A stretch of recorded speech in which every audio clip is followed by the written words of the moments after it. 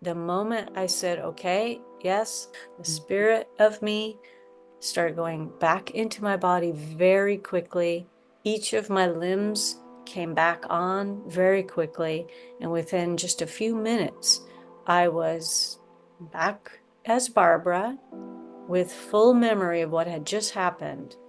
I opened my eyes. The sun by then was going down, and it created this golden hue everywhere. And the tree with the nature and the shadows and the flowers and the bumblebee and the air here and the wind, everything, the colors. I saw this place with brand new eyes.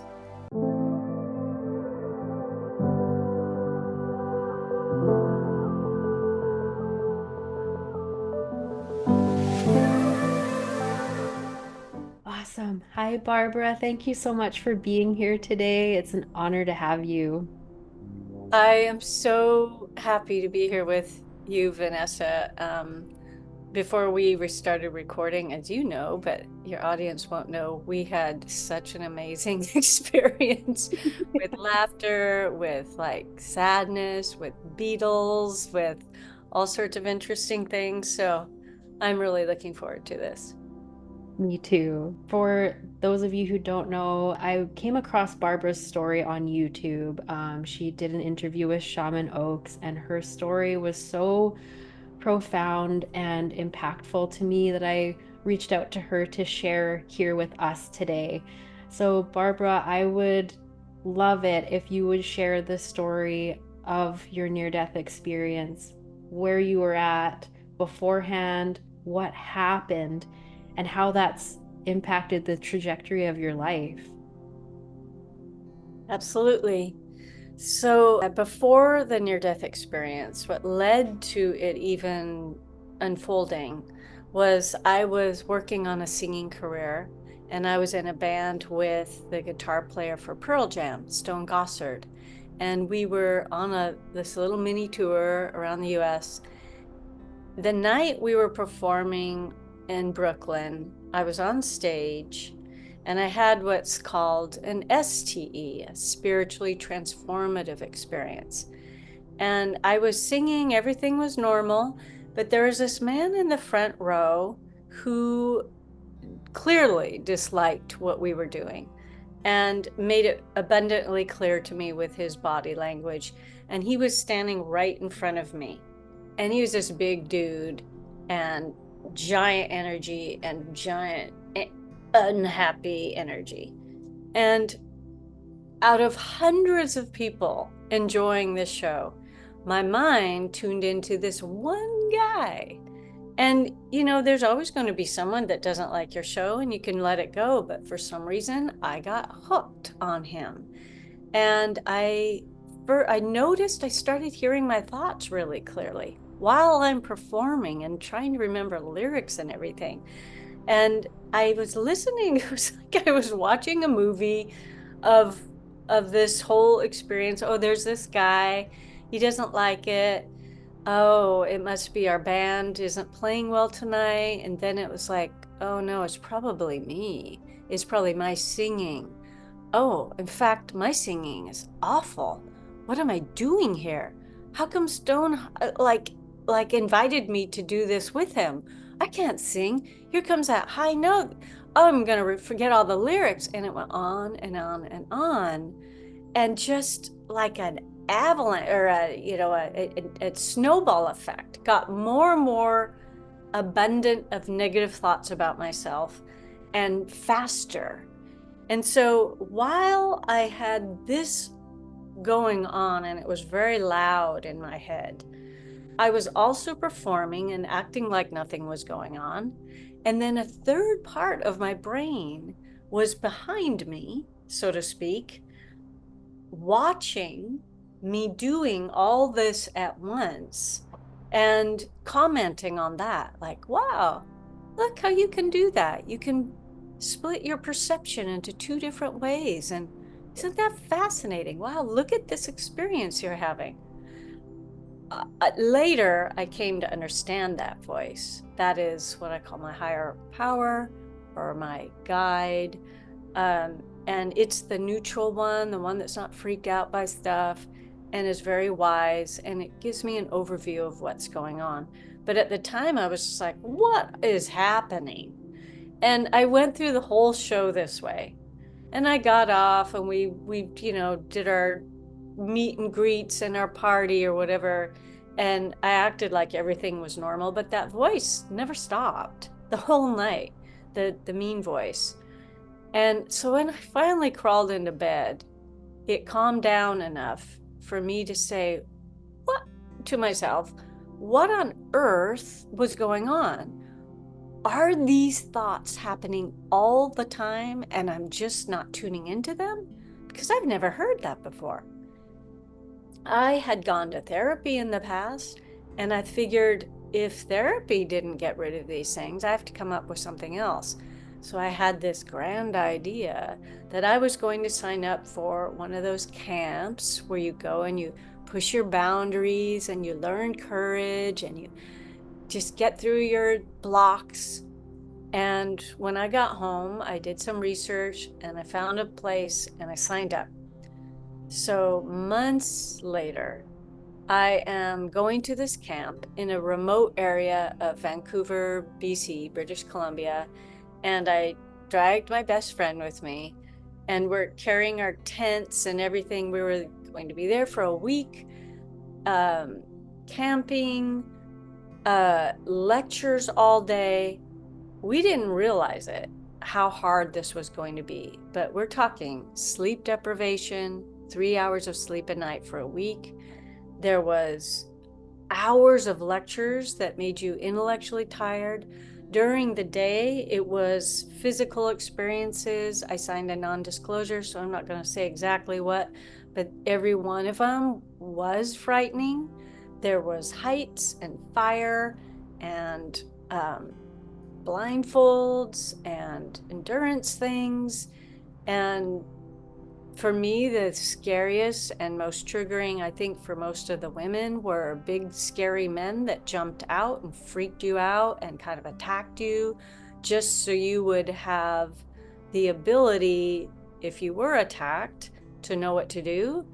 But the fact is, we were not given instruction before they started flying out at us. And it was just like, what's this place? So it was pretty uncomfortable, but each day I was getting through it and feeling really good about myself. And then the last main day was the endurance exercise. And this one turned out it was a very sunny day. And I was fine for half of it. It was a timed thing, so you couldn't dilly-dally. And I was really going fast. And at the halfway mark, I took a break to take a bite. And I noticed I was feeling a little dizzy and sounds were getting a little like reverb, weird sounds like digital delay units on them. And vision was blurring just a little. And I thought, this is odd. I must be dehydrated. I'll drink some more water. So I drank more and more water. What was actually happening was two things. One was heat stroke, and the other one was hyponatremia. And that one was more serious for my body. Hyponatremia is when you sweat out too much salt from your blood. And I'd been sweating all week, and I was drinking more and more and more water that day because I thought I was getting dehydrated. And it was just washing it right out. And turns out my body doesn't hold salt. It still doesn't hold salt that well. So I have to eat a lot of salt anyway and electrolytes, but I didn't know that then. So when you have hyponatremia, you can just die because your blood pressure just crashes. I'd never heard of it. So I'm having heat stroke, which creates stroke-like symptoms. And that was as I headed back to the finish line, it got more and more strange where the senses were jumbling, where I could hear sounds really far away, but I couldn't understand the words the woman next to me was saying. They were all garbled. I was seeing flashes of light. People were strobing. It wasn't just normal movement like this, it was like this. And my legs were wobbly. It was very scary. And by the time I got back, it was like a nightmare unfolding of all my senses just going chaotically. And I said, please, someone find me a medic. I think I'm going to faint. And the man that showed up was clearly not a medic. My guess is that he had a CPR, 2 hour or 4 hour course. And they did not have proper medics at this camp, which blew my mind considering what we did. But he did give me electrolytes. He took blood pressure and all that, and he was just getting more and more afraid looking as he got the readings. My friend eventually found me. My skin was gray, my eyes were sunken, I couldn't walk by myself anymore. And he said, well, let's take you back to your tent and lay you down. And it was too hot in the tent, so I laid under a tree that was so beautiful. And at that point, my body started shutting down, and it was one limb at a time. Sometimes I tear up because it was really scary. Um, Even though I know my spirit continues, the death of the body is so programmed into us to not die, like to stay alive, that I even feel the fear now. But the fear was very real because first my whole left leg disappeared as far as I was concerned. I couldn't tell it was there anymore. Then my right leg, I started screaming to my friend, then my left and my right arms. So now all I could sense of who I am as Barbara was a torso and a head lying under a tree. And it was very scary. I knew I couldn't move. Um, so while I was in a state of panic, that's when the cosmic stuff started up. And what happened was this movie came into my consciousness. I'm pretty sure my eyes were closed, and it played. It was a movie of my life from 2 weeks prior at a rehearsal. I was in a band with my brother, different band, and we had gotten into an argument during this rehearsal, and it was showing that argument. And at one point, it freeze framed. Now, I want to describe what I was looking at was like a movie in that it was out there, like a movie, but at the same time, I was in it and experiencing my role in that scene. And so I had these two perspectives going on at once. And when the scene freeze framed, this voice that I call my guide now from that time, it's a male, calm voice, said, what were you thinking at that moment that this freeze frame happened? And I thought about what my thought was at that moment. And as soon as I explained it, the little movie went off my screen and a new movie came in off kind of the side of my face, and it played, and it was from a month earlier. It was again a conversation with somebody that wasn't easygoing, and it freeze framed also at a moment where I had raised my eyebrow. And they said, what were you thinking when you raised your eyebrow? And I answered that. And then that went off. And these little movies went on for several hours. And they punctuated, very many of them stopped at very subtle body movements, which makes me really realize our bodies are expressing our emotions. And now that I know where our emotions are stored, I know why the body's doing that. And the thoughts come, they cause an emotion in the body, and then the body language shows something. And unless we're really good poker players, it comes out even in subtle ways. And it was showing me, when I make this gesture, there's an emotion attached. What was the thought that caused the emotion? And this went on, like I said, for several hours.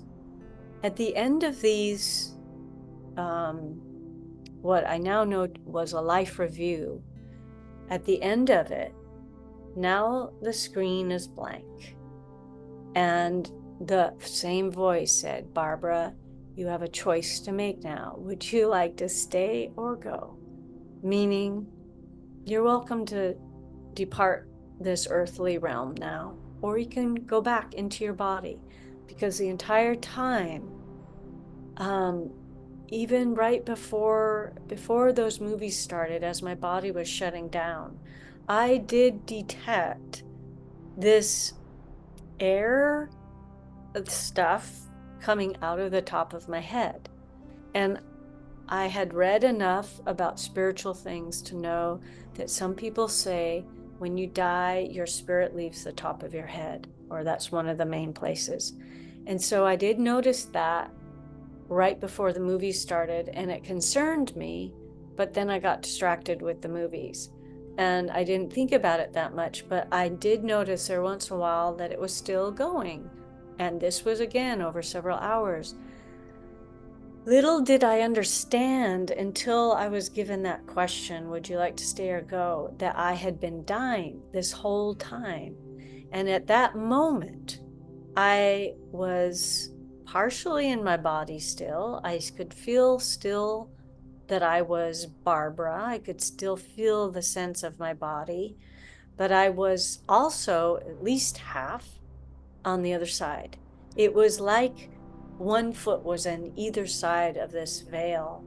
And what I felt on the other side, Vanessa, was something I don't think that we have here on Earth.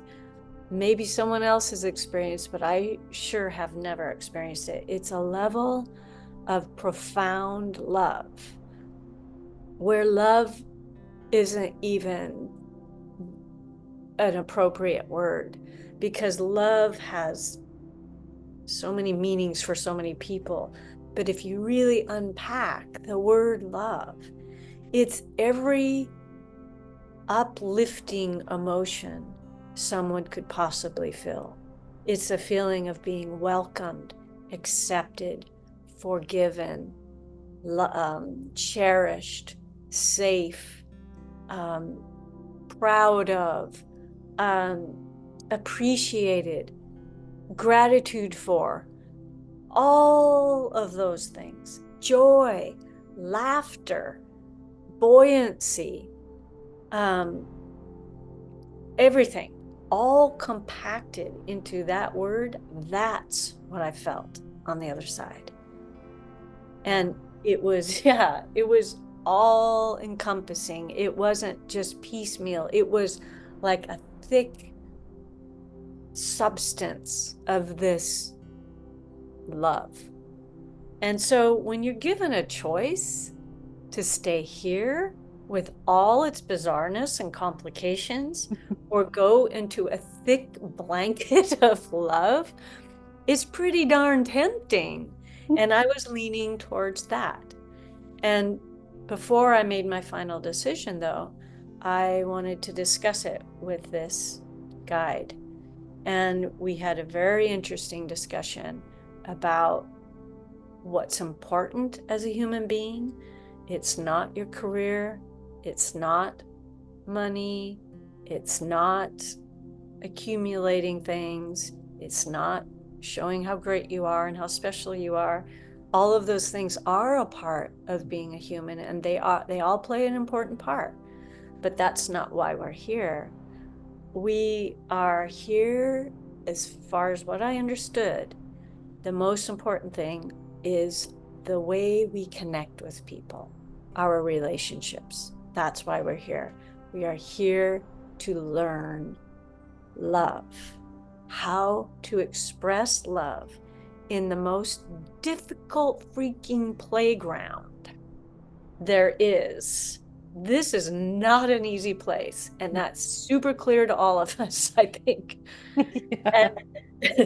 And and it was not a hidden concept with this guide. It's like, hey, you can go back. It's like they know it's hard here, but if you go back, it's time to focus really on relationships. So the concept was, if I'm going to do music or my writing or a business, all of those things are fine in and of themselves.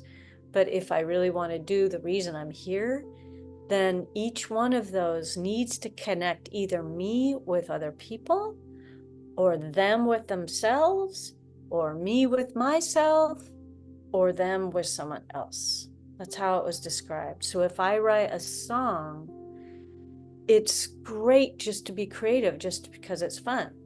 But if I really feel that song myself and it moves me and it develops me in some way, or helps me love myself more, or another person, or that person with themselves, and that whole thing, then that's the real purpose of being here. Same with money, same with business, same with all of these things. So I decided, I said, I think I'm leaning then to go back, because I didn't want to die without completing some relationships here. A couple of that had gone awry that were important to me. And I wanted to apologize for some things and heal, and kind of try out this concept that I was being given. And so I said, I'd like to go back then. And the voice said, this guide said, okay, then you have to promise me that first week you're back, you contact these 4 people. These first 3, you say these specific things in person. The last person, you just call them every week. Can be for 5 minutes. You don't have to say anything big, anything deep. Just start reconnecting with them. And I agreed to that. And the moment I said, okay, yes, the air, the spirit of me started going back into my body very quickly. Each of my limbs came back on very quickly. And within just a few minutes, I was back as Barbara with full memory of what had just happened. I opened my eyes. The sun by then was going down, and it created this golden hue everywhere. And the tree with the nature and the shadows and the flowers and the bumblebee and the air here and the wind, everything, the colors. I saw this place with brand new eyes, and it was so beautiful. It's so extraordinary and so strange. And so that whole first month, I was in that state of bliss about being back, reconnecting with these people in really heavy duty ways, healing things, saying I'm sorry to them, saying I love them and why I love them. And that's all the things I was supposed to tell them, according to this guide. I'll tell you, it deepened those relationships like no other experience could have. It was difficult for them, I think, because people don't talk that deeply and that honestly about love and apology very often. And it's uncomfortable for humans to deal with that. But hey, they were there too. They stuck it out with me. I was sobbing, and the last person I was supposed to call every week, that relationship transformed from pretty broken to one of the best connections of my life. It was a family member, and I mean, major. And they died not long ago. And I'm just like, I couldn't imagine having died before them and not having had that amount of healing with them. So that's the experience. Now, what has come from this experience is so transformative, and it keeps developing as I gain more understanding. My first understanding was that, oh, the common denominator of all those questions was about my thoughts. So, okay, my thoughts are the most important thing to look at here. Why? And I really started looking at that. For 3 years, I went into very deep research into neuroscience, cellular biology, from all this from a layman's perspective, but spirituality, what causes depression, what causes anxiety. I was on antidepressants and had been for years to this point. I was off them in a matter of months because I started understanding the power that my thoughts have over my life. Not just over my life, but the power that my thoughts have in creating my experience of life. And what I focused on is what I created. So if I focused on how broke I was at certain moments, I would create more being broke. If I was focusing on depression and how lonely I felt at certain moments, I would amplify depression and loneliness. And as I started understanding the relationship between these, I developed a technique to interrupt this pattern of thinking that I call mind loops. Because I realize there are two kinds of negative thinking. One is a negative thought that goes into your head, you deal with it, and it goes away. Then there's something called negative mind loops, which is what I had in abundance. And that's the negative thought comes in and then it loops and loops like the hamster on the wheel. I can't get off. And now it's taking me down, all of my energy down. It's like a whirlpool pulling in other negative thoughts that relate to that subject, and memories and resentments and fears of the future. And it's like this spiral down. No wonder I was on antidepressants. It's a bad space to be in. But as I taught myself to interrupt the loop, so I'd still have the negative thought. We can't control these thoughts that come in our head. What we can control is, are we going to grab it, latch onto it, chew it, hang out with it for an hour, a day, a month, years? Are we going to allow them to get jammed into our body, the emotions that are connected with them, and live with those for years? And now we're triggered all the time and we have resentments. I didn't want to live like that anymore. So I was very committed to what I call de-looping myself. And anytime I detected a negative thought, I would do this process that I call the de-looping method. And lo and behold, when you do this consistently, it changes your neural pathways. You're literally changing your brain. You're creating new healthy pathways. And this takes time. I felt, and the people I teach it to feel better in a day just starting to de-loop. But to change the neural pathways, that can take a year or 2 years because you're changing your neural pathways. But pretty soon, your mind just doesn't go down those same routes anymore.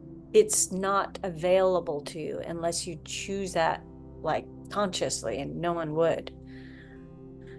Within 3 years, my life was like completely different. I looked different. My income changed dramatically. I had a whole new relationship with money. All of my relationships were healed in a matter of a few months after starting this. And just, I mean, the amount of friends I have now is mind blowing to me for someone who was a little isolated at moments, and really internal. And it's like it opened me. It's like it was like a flower. I was like a flower blossoming. And everyone can do this. And so that was the next level. And then I wrote up my book, How to Stop Negative Thoughts, because people started asking me, what are you doing? I got off the antidepressants. They're like, what's going on? So I started telling them. And when they started feeling better, I realized it's time to write a book. Now, in the last 2 years, this whole understanding of what was taught to me has gone to a different level, and I'm tearing up because I think I could only handle so much at a time of what I was being taught. But my God, when I'm talking about your thoughts creating a reality or experience, I'm not joking. I'm not using metaphor. This is what the power of our minds can do. It's one of our God-given gifts to have a mind, a consciousness that is so powerful that we can create worlds. And I know for some people that sounds really freaked out, but and you don't have to believe a word I'm saying. But I can tell you my world has changed in bizarre and magical ways since I have understood this. The synchronicities that happen, the miracles that take place, the strange things that I witness, um, the connection with the other side that just is so clear now. Um, all of this to me is pointing in this direction. We have been given this power of consciousness to create. We have also been given the power to make choices.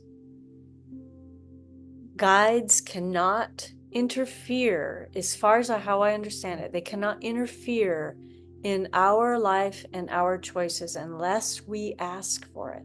So if anyone is needing help in their life, ask for help. Number one, start opening up to try to hear guidance coming through.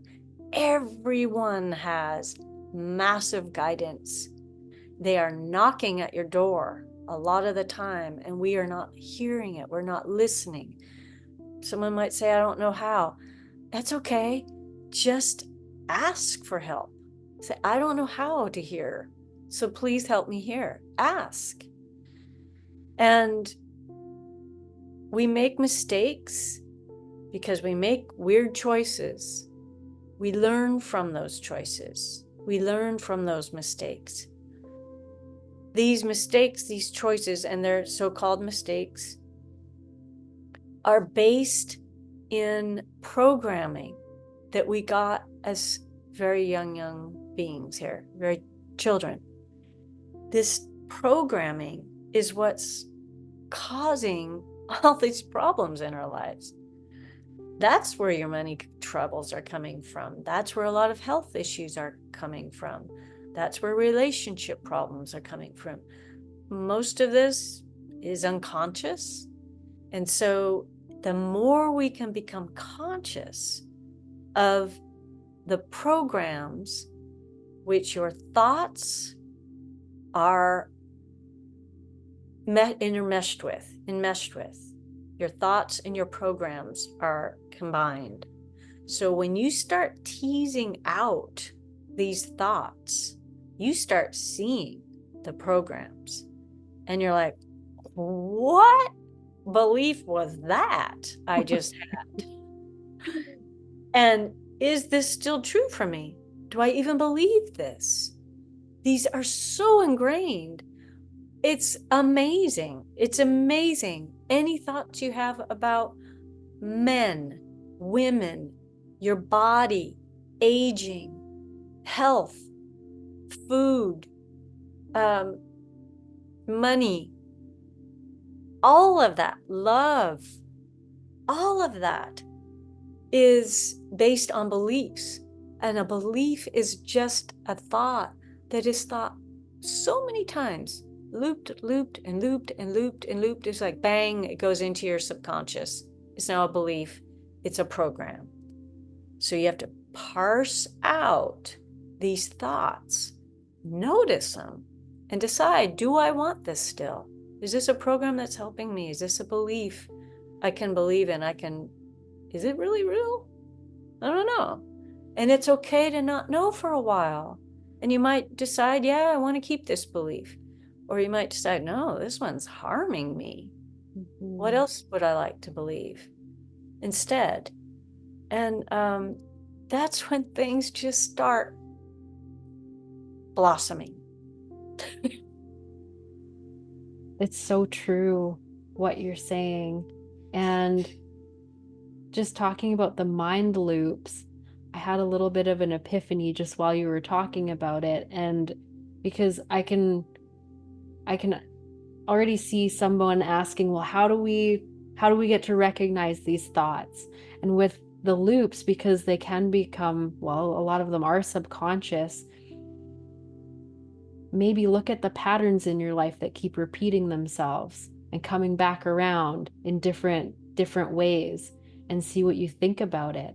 Actually, oh, even during your life review, right? You were shown kind of memories and asked what you were thinking about during those times. Yes, and guess how many were repeated? There was probably a handful of thoughts in that whole group. No, I'm just kidding. But there were patterns for sure being shown me. That's a really good observation.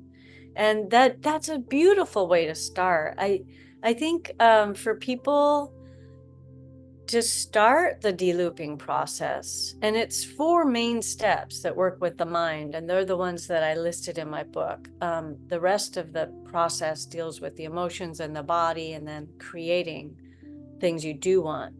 But just getting the things cleared out, it's an amazing idea to start with the areas that aren't working for you, and then start looking, well, I've always wanted to be a creative person, and I'm just not a creative person. For instance, someone might say that I've always wanted to paint, but I can't paint.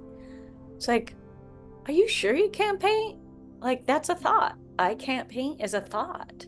Have you tried it? Yeah, I've tried it. I've taken classes. Maybe painting is in it. Maybe it's collage. Maybe it's finger painting. Maybe it's a different acrylic instead of watercolor. It's like these thoughts they just close doors, or relationships. I mean, that's such an important one. If there are people in your life that trigger you, if you have resentments, if you're going through a breakup right now, all these things, if you can't find a really cool partner and you really want one, these are pointing to, like, as you said, thoughts, beliefs, hiding, that are saying something to you, that are preventing you from having the joy in relationships. And so to just start saying to yourself, I have an intention now. I'm going to tune in to as many thoughts as I possibly can around whatever this issue is: relationships, creativity, work, money, health. and start noticing, what are the thoughts I have around this? You may think you know, but let me guarantee to you, there are so many more that you don't know. And they'll start coming up. And it's kind of freaky. Like when I've taught this course before about mind loops, I had several people emailing me and saying, "What did you do to me?" It's like, I have all these negative thoughts this week. I'm like, sorry, they're just coming to the surface. That's the process. And it's not fun at first to see these things. They're sad or humiliating or disappointing, or they bring up emotions. I understand. But, and as Carl Jung says, until we make the unconscious conscious, it will direct our life and we will call it fate. Yeah. Do we want to have our life directed by unconscious thoughts? I don't think so. I'd rather make them conscious, no matter how painful it is. So I always suggest putting a little note by your bed when you wake up. It says, what's my first thought today? How are you starting your day? Is it how much you hate your job or your relationship, or how lonely you are? How your stomach feels awful every morning? Notice. You don't have to do anything with them at first. Just start noticing. The second step is detaching from them. So once you have a negative thought, oh, there's that negative thought. You name it.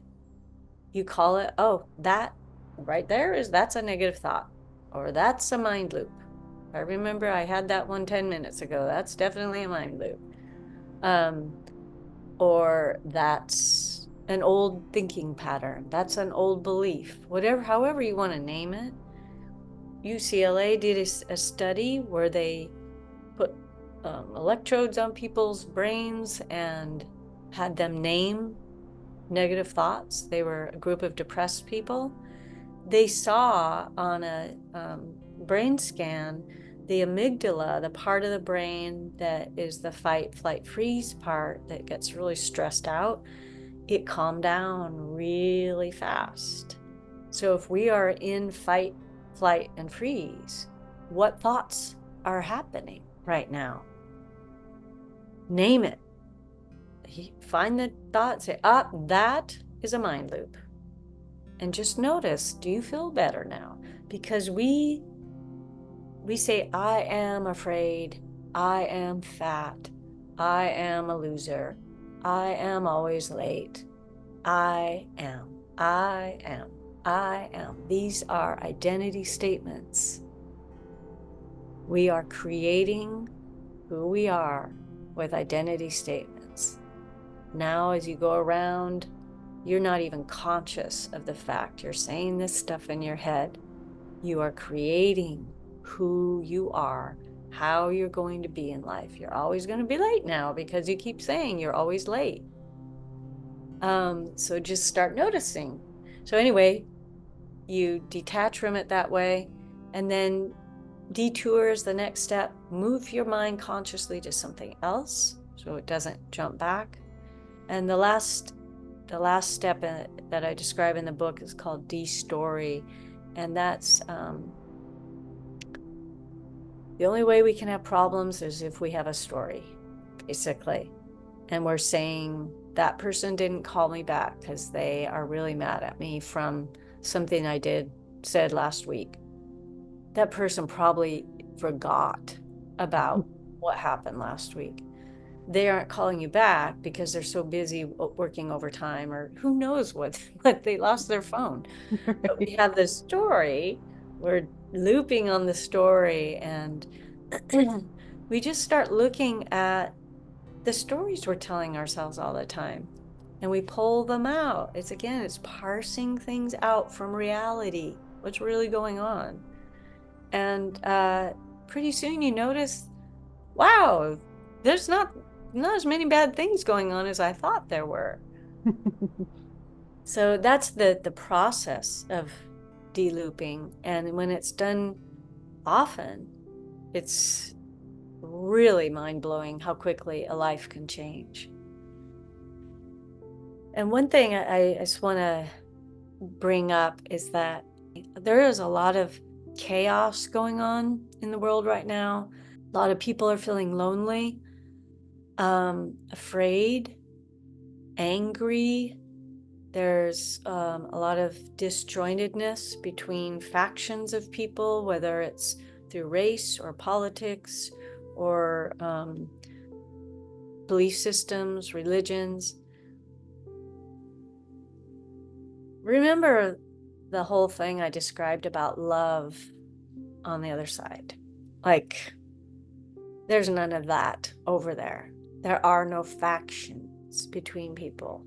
There are no race differences. There are no political differences.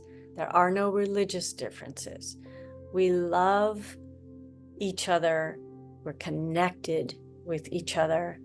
It's the only thing there is love. Our goal here as humans is, can we work through our fears? Can we work through our fears in order to allow love to take the place of the fear? And fear is a word like love. It has anger in it, has resentment in it, has bitterness, disappointment, sadness. It has so much encased in that. And it really kind of comes down to love and fear. And so when we're having a hard time, whether that's anger, resentment, loneliness, depression, anxiety, all these can be combined in the word fear. And can we find a way to de-loop, how I see it, de-loop the thoughts around fear, put instead thoughts of, how can I be more loving in this moment? Could be to myself, could be to another person, could be to a group of people, could be to my past, could be about my future. Where can I feel love, trust, faith, harmony, kindness, gratitude? Where can I let those bubble up? Because when we do that, this world, we're all creating this world based on our thoughts and our consciousness. If all of our consciousness starts shifting to more of love, guess what's going to start happening to the world we're in? The bad guys out there are all, I see them as coagulations of all of our negative thoughts, fears, worries, anger, all coagulated into people and earth like disasters, like earthquakes and hurricanes, all that kind of thing. We're feeding that. So one at a time, we can start changing ourselves and how we show up. If we can bring more love out, this place is going to change. And it already is. I think many of us are sensing. The dark stuff's bubbling up and the beautiful stuff's bubbling up. So which pool are we going to fall into?